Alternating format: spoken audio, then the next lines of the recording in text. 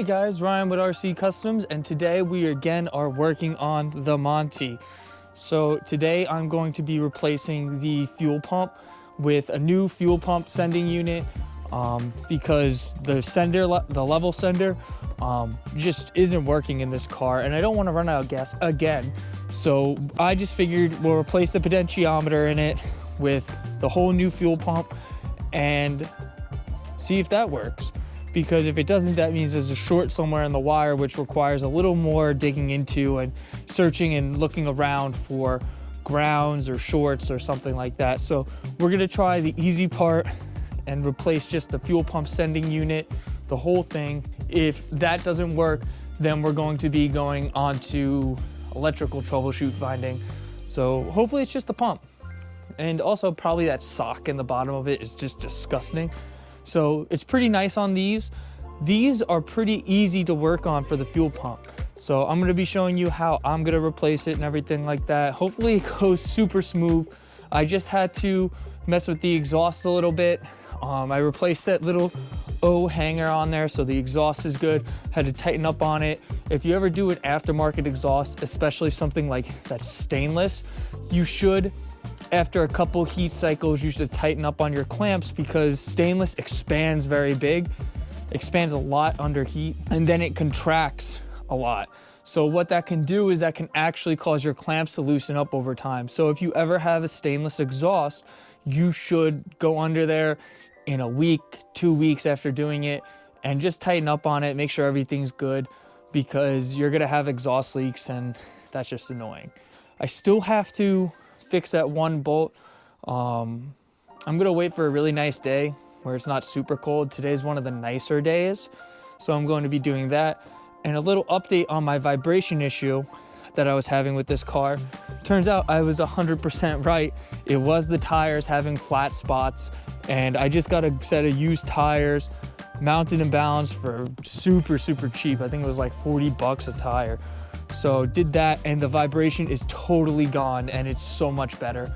So we are going to be jumping right into this fuel pump and get it done. It's going to be a quick video, shouldn't be too bad. I just jinxed myself, so I'll see you guys inside the car. All right guys, first things first, you're gonna wanna lower your rear seats. So it's just literally these little tabs right here, lower it down. You're gonna wanna undo your center buckle to give you some working room. And the fuel pump, if I can get to it a little easier, is right here.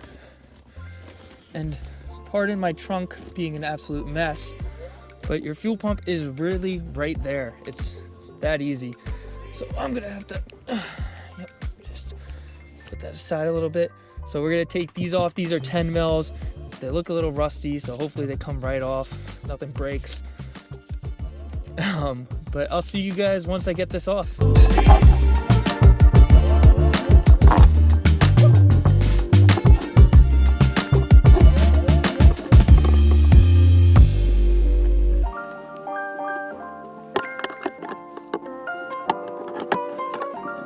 All right guys, there is my old fuel pump, and look how dirty that is.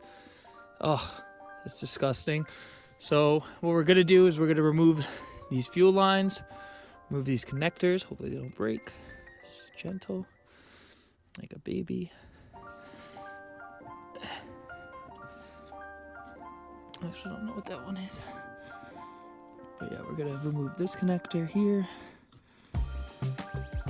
This is a lock. That's what that is. There's a lock. So right there. And then that slides right out. All right. So we're gonna move those out of the way. Right there. And then these hoses, pretty nice. You don't need the specialty tool. You just press those two tabs on there. Tab here. There's a tab here, and then two tabs on that one. Oh, sorry, it's very dusty. And just remove them. And then this is the part I'm a little nervous about, this ring. But hopefully that slides off really easy. I'm gonna lube it up real good and slide it off with a hammer. So let me take these hoses off because I'm gonna need 2 hands.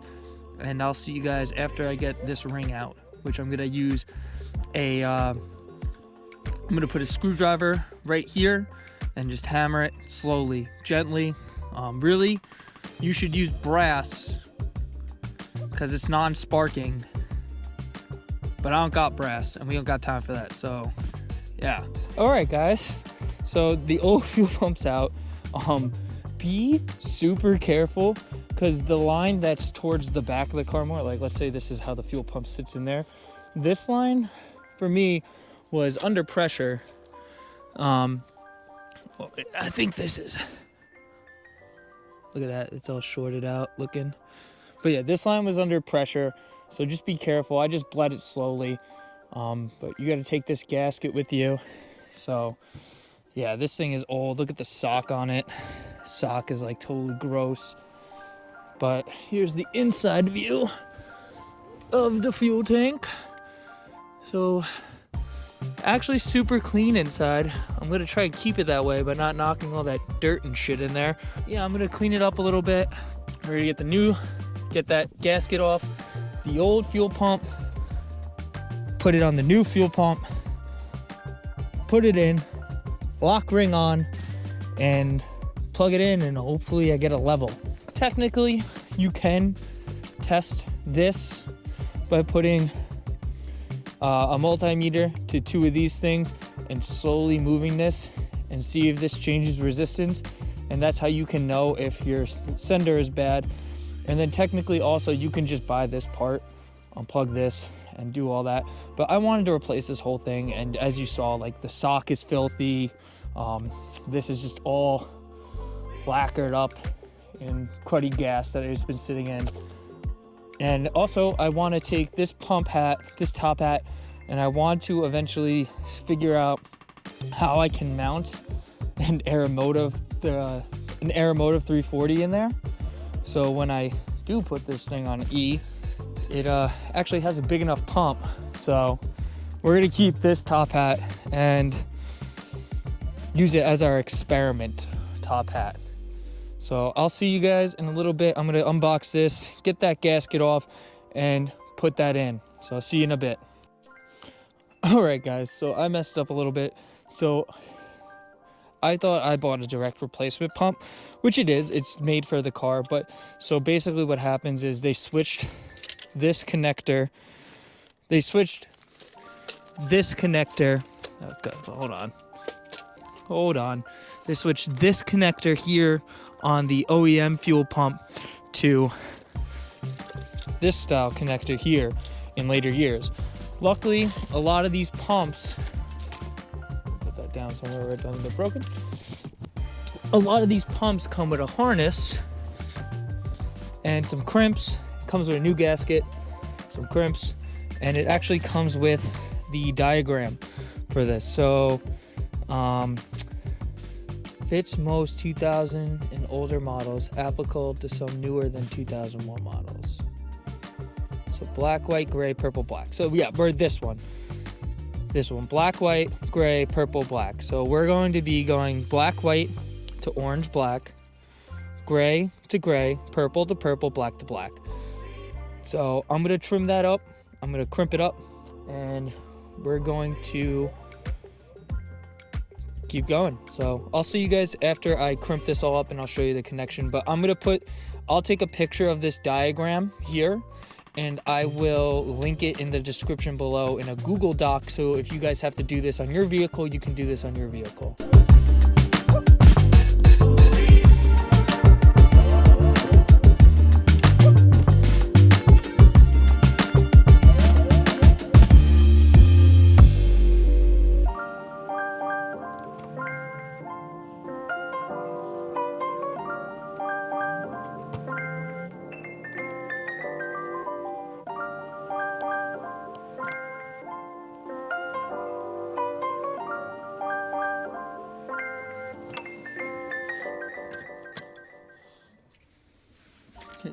So this harness here, we're actually gonna cut a little shorter. I'm probably gonna cut it about halfway because I want some play in it. So I'm gonna put the crimps on this end so I don't drop any in that fuel tank because that would be brutal. But we're gonna drop some crimps in there. I'm gonna drop all the crimps in there. Now that I said it's gonna happen. I'm gonna crimp these wires and then we're gonna cut this pigtail shorter and wire it up.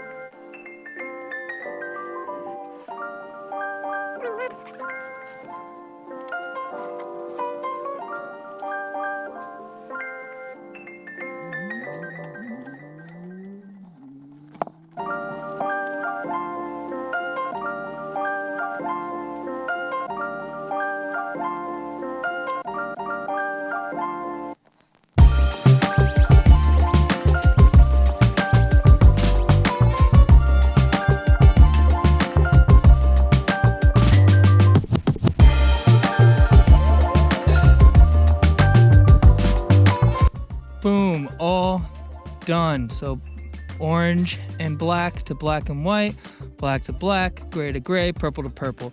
That should be good to go. So now next, we're going to take the old fuel pump, take these locks off here. Be gentle because they are 40, I don't know, X amount of years old GM plastic. So you know how that story goes.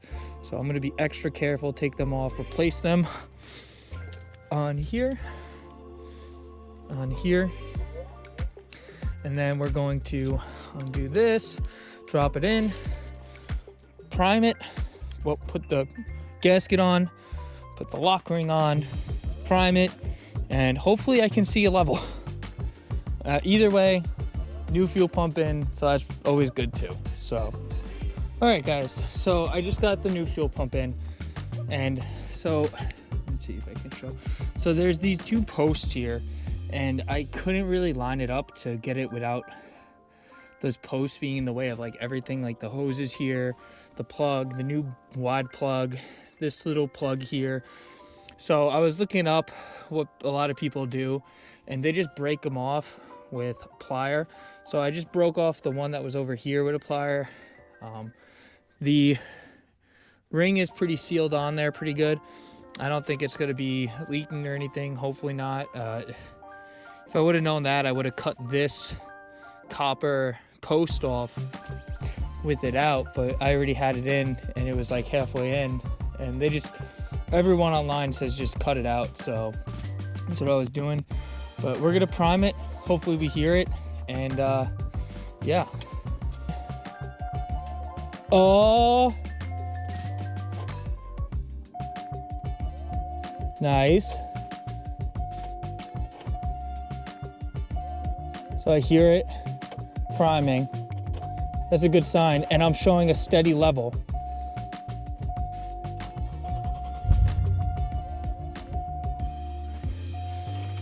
All right, let's see if I can keep her alive with the vacuum leak I have. I know I have.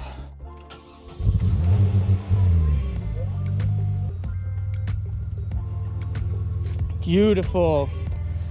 Double check. No leaks. You can hear it going.